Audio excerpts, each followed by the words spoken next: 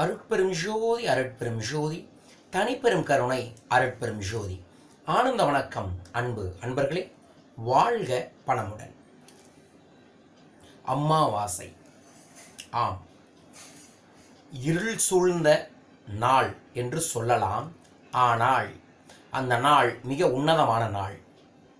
இந்த உன்னதமான நாளில் நாம் முன்னோர்களை, பெரியோர்களை, குல தெய்வத்தை, அம்மன் வழிபாட்டை செய்வதற்கு மிக உகந்த நாள். இந்த அமாவாசை அன்று செய்யக்கூடாத சில காரியங்கள் இருக்கின்றது. இதை தவிர்த்தீர்கள் என்றால் உங்கள் வாழ்வில் ஐஸ்வர்யங்கள் நிச்சயமாய் பெருகும். அது எந்த விஷயங்கள் அப்படிங்கிறதான் பதிவு. அதாவது ஒரு காலத்தில் பார்த்தீங்கன்னா நமக்கு மந்த்லி ஹாலிடே அப்படின்னு இருக்குல்ல, இப்போ வீக்லி ஹாலிடே வருது இல்லைங்க. சனி ஞாயிறு, ஞாயிற்றுக்கிழமை நம்மளுக்கு ரெஸ்ட் விடுற நாள் அப்படின்னு சொல்கிற மாதிரி அந்த காலத்தில் நம்ம முன்னோர்கள் அமாவாசை அன்றும் பௌர்ணமி அன்று மட்டும்தான் ரெஸ்ட்டே விடுவாங்க. மற்ற நாள் செயல்பட்டுக்கிட்டே இருப்பாங்க. அமாவாசை அன்று எந்த வேலையும் செய்ய மாட்டாங்க, பௌர்ணமி அன்றும் எந்த வேலையும் செய்ய மாட்டாங்க. வேலை அப்படிங்கிறது தொழில் சம்பந்தப்பட்ட வேலைகள் செய்ய மாட்டாங்க.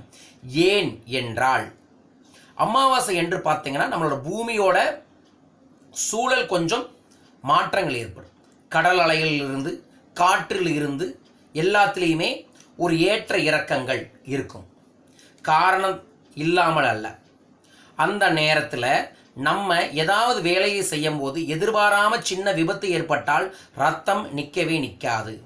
அமாவாசை என்று அடிபடுபவர்களுக்கு அந்த காயம் சீக்கிரமாக ஆறாது. இரத்த காயம் ஏற்பட்டால் ரத்தம் அதிகமாக வீணாகும். அதையெல்லாம் நம்ம முன்னோர்கள் கணக்கு வச்சுட்டு அந்த நாளில் நீ இந்த மாதிரி வேலையை செய்யாத. ஏன்னா அந்த நாளில் உன் மனசு படபடப்பு ஏற்படுத்தும், பதட்டத்தை ஏற்படுத்தும். அந்த படபடப்பு ஏற்படுத்தாமல், பதட்டத்தை ஏற்படுத்தாமல் இருக்க நீ எந்த செயலையும் செய்யாமல் அன்று தெய்வ வழிபாட்டை செய்யுங்கள். அந்த தெய்வத்திற்கு நன்றி கூறக்கூடிய நாளாய் அமாவாசையை வைத்துக் கொள்ளுங்கள் என்று சொல்லியிருக்கிறாங்க. ஸோ அதனால தான் அந்த நாளில் இதெல்லாம் செய்யக்கூடாதுன்றாங்க. நம்பர் 1, அமாவாசை என்று இப்போ வேலை செய்யணும்னா இது செய்யலாம். ஆனால் செய்ய வேண்டாத விஷயங்கள், வீட்டு வாசலில் அமாவாசை என்று கோலம் போடக்கூடாது. வீட்டு வாசலில் அமாவாசை என்று கோலம் போடக்கூடாது என்பது மிக முக்கியமான ஒரு பதிவு, மறந்து விடாதீர்கள். ஏன்னா நமது முன்னோர்கள் இறந்தாலும் அவர்கள் அமாவாசை என்று பூமியை நோக்கி வருவதாய் ஒரு ஐதீகம் இருக்கிறது கருட புராணத்தை பொறுத்தளவுக்கு. ஸோ அந்த ஐதீகத்தின்படி அன்றைக்கு கோலம் போட்டீங்கன்னா உங்கள் வீட்டுக்கு அவங்க வருவாங்க அப்படிங்கிற மாதிரி இருக்குது. நம்ம முன்னோர்கள் தாங்க வரலாம் அப்படின்னு கேட்டால் வரலாம். ஆனால் அவர்கள் இறந்தவர்களாக இருக்கிறங்காட்டிக்கு அந்த அதிர்வலைகள் நமக்கு சில பிரச்சனைகளை ஏற்படுத்துவதற்கு வாய்ப்புகள் ஏற்படுத்தும். ஆகையால் அமாவாசை அன்று கோலம் போடாதீர்கள். அமாவாசை அன்று கடினமான வேலைகளை எதையும், உடல் ரீதியான வேலைகளை எதையும் செய்யாதீர்கள்.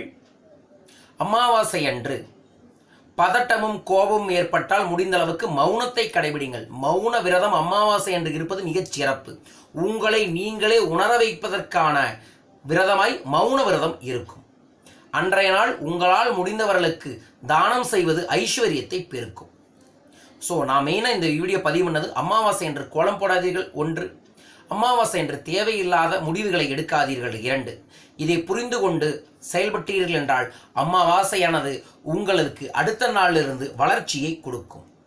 இந்த அமாவாசையிலிருந்து இனிமேல் கோலம் போடுவதை தவிர்த்து, தேவையில்லாத முடிவுகளை எடுப்பதை தவிர்த்து அமைதியாய் இறை உணர்வுடன் இருங்கள். உங்கள் வாழ்க்கையில் சகல ஐஸ்வர்யங்கள் நிச்சயம் பெருகும். வாழ்க வளர்க. நன்றிகள் கோடி. இந்த வீடியோ பிடிச்சிருந்துச்சுன்னா லைக் பண்ணி, ஷேர் பண்ணி, சப்ஸ்கிரைப் பண்ணுங்கள். இன்னொரு சூப்பரான வீடியோட நான் உங்களை சந்திக்கின்றேன்.